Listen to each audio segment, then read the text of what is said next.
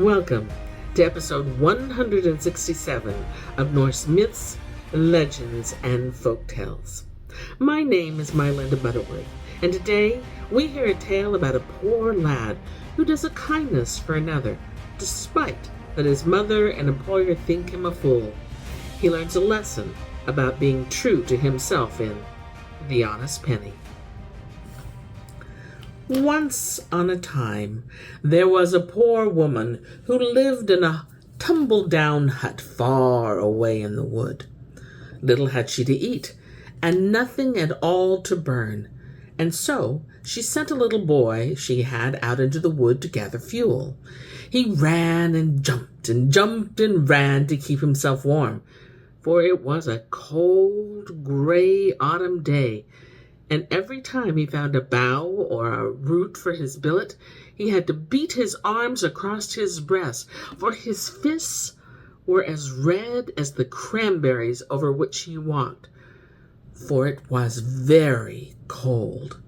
So, when he had got his billet of wood and was off home, he came on a clearing of stumps on the hillside, and there he saw a white, crooked stone. "Ah, you poor old stone," said the boy. "How white and wan you are! I'll be bound you are frozen to death." And with that he took off his jacket and laid it on the stone. So when he got home with his billet of wood, his mother asked what it all meant that he walked about in wintry weather in his shirt sleeves. Then he told her how he had seen an old crooked stone, which was all white and wan for frost, and how he had given it his jacket. "What a fool you are," said his mother. "Do you think a stone can freeze? But even if it froze till it shook again, know that everyone is nearest to his own self. It costs quite enough to get clothes to your back without your going and hanging them on stones in the clearings." And as she said that, she hurried the boy out of the house to fetch his jacket. So when he came to where the stone stood, lo, it had turned itself and lifted itself up on one side from the ground. Yes, this is since you got the jacket, poor old thing," said the boy. But when he looked a little closer at the stone, he saw a money box full of bright silver under it. "This is stolen money, no doubt," thought the boy. "No one puts money come by honestly under a stone away in the wood." So he took the money box, and he bore it down to a tarn hard by and threw the whole hoard into the tarn. But one silver penny piece floated up on top of the water. Ah, that is honest," said the lad, "for what is honest never sinks." So he took the silver penny and went home with it and his jacket. Then he told his mother how it had all happened, how the stone had turned itself, and how he had found a money box full of silver money, which he had thrown out into the tarn because it was stolen money, and how one silver penny floated on the top. "That I took," said the boy, "because it was honest." "You are a born fool," said his mother, for she was very angry. "Were naught else honest than what floats on water, there wouldn't be much honesty in the world. And even though the money were stolen 10 times over, still you had found it. And I tell you again what I told you before, everyone is nearest to his own self. Had you only taken the money, we might have lived well and happy all our days. But a never-do-well you are, and a never-do-well you will be. And now I won't drag on any longer, toiling and moiling for you. Be off with you into the world and earn your own bread."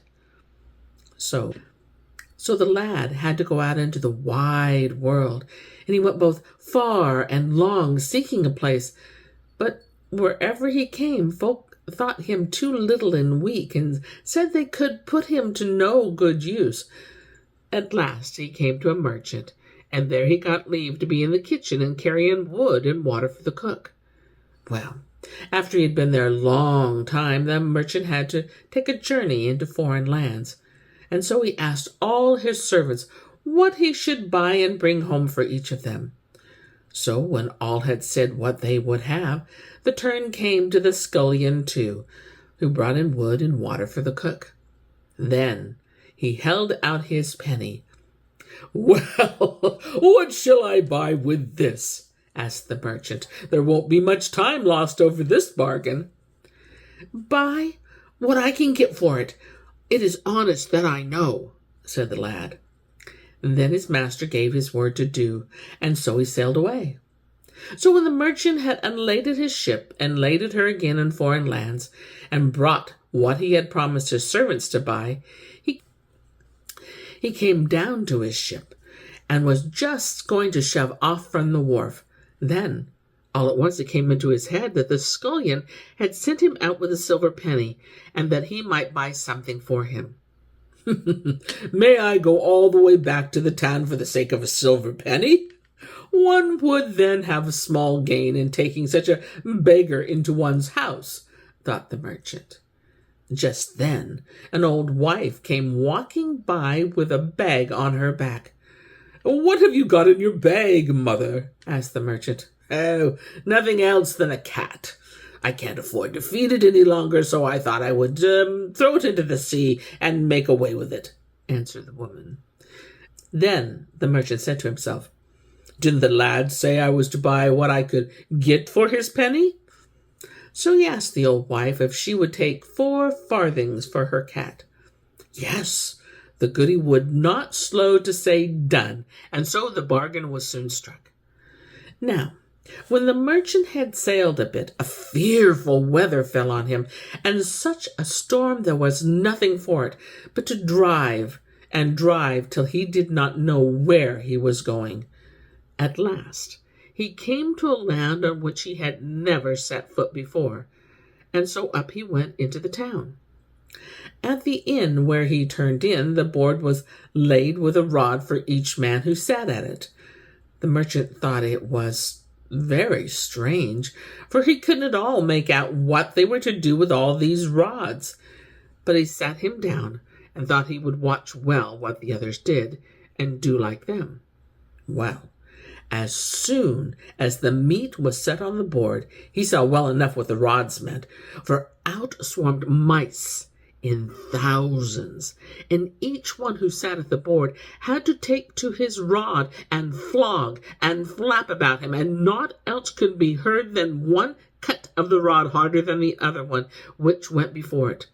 Sometimes they whipped one another in the face, and just gave themselves time to say, "Beg pardon," and then at it again. "Hard work to dine in this land," said the merchant. "But don't folk keep cats here?" Cats, they all asked, for they did not know what cats were. So the merchant sat and fetched the cat he had bought for the scullion, and as soon as the cat got on the table, off ran all the mice to their holes. And the folks had never in the memory of man had such a rest at their meat. Then they begged and prayed the merchant to sell them the cat. And at last, after a long, long time, he promised to let them have it. But he would have $100 for it, and that sum they gave, and thanks besides. So the merchant sailed away off again. But he had scarce got good sea room before he saw the cat sitting up on the mainmast head.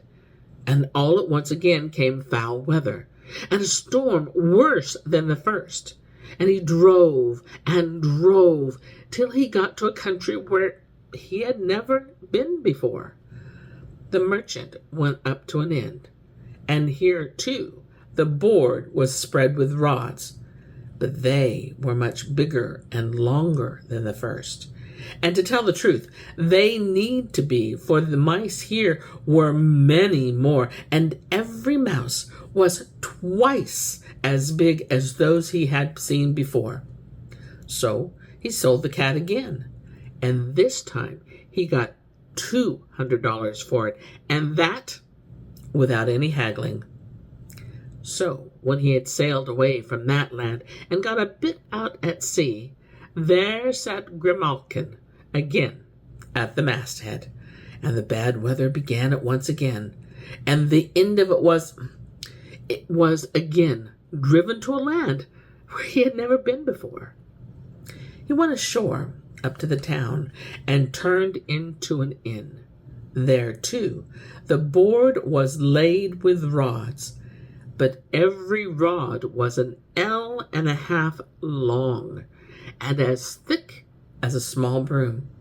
And the folks said that to sit at meat was the hardest trial they had, for there were thousands of big, ugly rats, so that it was only with sore toil and trouble one could get a morsel into one's mouth. 'Twas such hard work to keep off the rats, so the cat had to be fetched up from the ship once more, and then folks got their food in peace. Then they all begged and prayed the merchant for heaven's sake to sell them his cat. For a long time he said no, but at last he gave his word to take $300 for it. The sum they paid down at once, and thanked him and blessed him for it into the bargain. Now, when the merchant got out to sea, he fell into thinking how much the lad had made out of the penny he had sent out with him.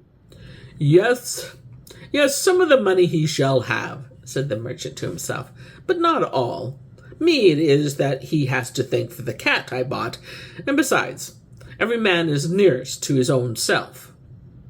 But as soon as ever the merchant thought this, such a storm and gale arose that everyone thought the ship must founder. So the merchant saw there was no help for it, and he had to vow that the lad should have every penny, and no sooner had he vowed this vow than the weather turned good, and he got a snoring breeze fair for home. So when he got to land, he gave the lad the $600, and his daughter besides, for now the little scullion was just as rich as his master, the merchant, and even richer. And after that, the lad lived all his days in mirth and jollity, and he sent for his mother, and treated her as well or better than he treated himself. For, said the lad, I don't think that everyone is nearest to his own self. And here is where I end my tale for today. But I'll be back with more tales, many more tales. Until then, my friends, enjoy the journey.